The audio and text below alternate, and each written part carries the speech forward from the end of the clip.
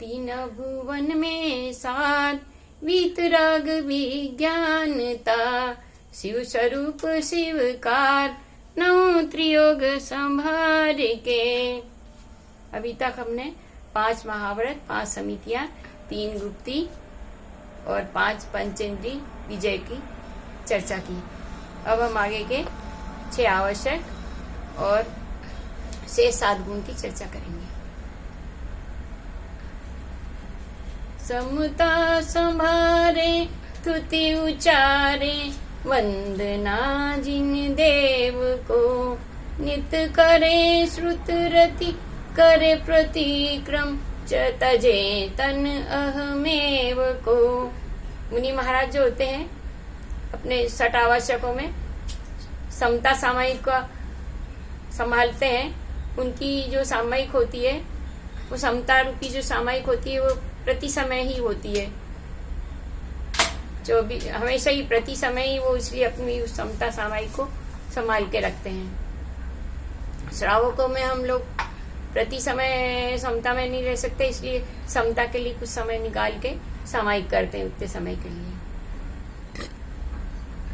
मुनि महाराज स्तुति करते हैं भगवान की, वंदना करते हैं जिनेंद्र देव की, नित्य ही श्रुत में रति करते रहते हैं, स्वाध्याय करते रहते हैं, दोषों के लिए प्रतिक्रमण करते हैं, अपने तन से ममत्व और अहंकार का त्याग करते हैं, कार्योत्सर्ग करते हैं। इस प्रकार ये 6 आवश्यक होते हैं मुनि महाराज की। समता, स्तुति, वंदना, श्रुतरति,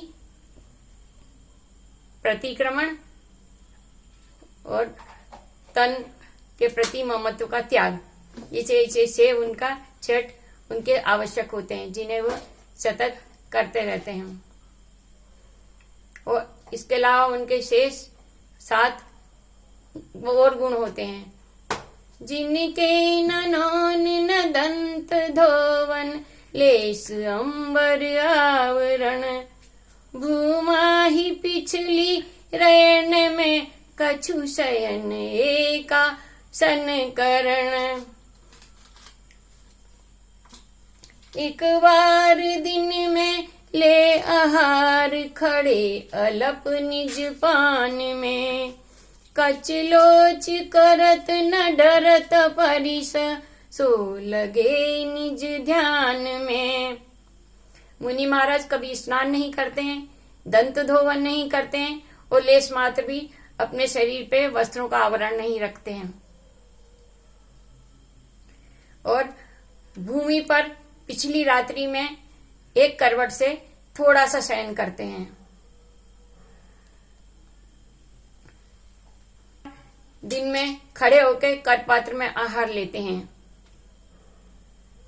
केशलोच करते हैं और 22 परिसरों से नहीं डरते हैं, इसीलिए वो अपनी आत्मा में लगे रहते हैं, रमण करते रहते हैं। ये उनके 7 गुण होते हैं। तो इस तरह से मुनि महाराज के 28 मूल गुण होते हैं।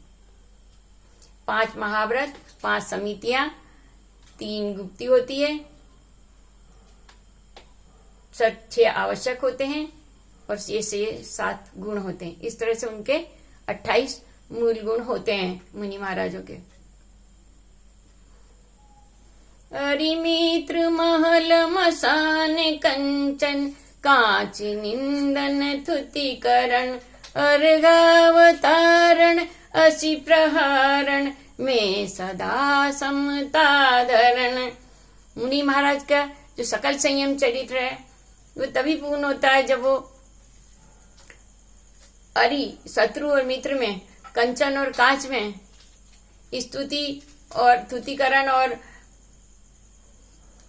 उसमें तलवार में, सब में समान भाव रखते हैं। अरिमित्र महल मसान कंचन, कांच निंदन थुतिकरण, अर्घावतारण असि प्रहारण, में सदा समता धरण। कोई उनकी स्तुति करे, अर्घ चढ़ाए या असि प्रहार करे, तलवार से उनके ऊपर प्रहार करे, निंदा करे या स्तुति करे, महल हो या शमशान हो, कांच हो या कंचन सोना हो, मित्र हो या दोस्त हो, किसी भी मामले में वो भेद नहीं लगता उनको, उनके लिए सब समान है। ऐसी जब स्थिति आ जाती है मुनि महाराज की, तभी उनका सकल संयम सफल कहलाता है। जब तक ऐसी स्थिति नहीं आती है तब तक उनका सकल संयम भी पूर्ण रूप से नहीं होता। इसलिए वो महाराज जो है अपने इस अवस्था को पाने के लिए कि जहां पे उनको मित्र शत्रु में इन सब जो बताया है, मित्र शत्रु कंचन कांच महल और शमशान में, स्तुति और निंदा में, अर्घ चढ़ाने और तलवार के प्रहार में उनको समानता नजर आती है, तभी उनका सकल संयम पूर्ण रूप से सफल हो पाता है। तो ये सकल संयम भी जो मुनि महाराज का है, जो 28 मूल गुण है, वो भी इतने सहज नहीं है, बहुत दुर्लभ है। इनको प्राप्त करना ही महादुर्लभ है। व्यवहार रत्नत्रय का पालन करना भी कोई सहज नहीं है, और इसमें जब सफल होंगे तभी आगे का उनको स्वरूपाचरण की प्राप्ति होगी, तभी वो आगे सकल संयम से स्वरूपाचरण चारित्र की प्राप्ति कर पाएंगे। इसलिए महामुनि राज का जो व्यवहार चारित्र रत्नत्रय है वो भी महादुर्लभ, वो हम लोगों को उसके लिए भावना भानी चाहिए कि हम मुनि नहीं बन सकते हैं तो भी मुनि बने, व्यवहार रत्नत्रय की हमको भी प्राप्ति हो। ऐसा ही हम सबकी भावना करना चाहिए, और मुनियों के प्रति हमें अति विनम्र भाव और बहुमान आना चाहिए।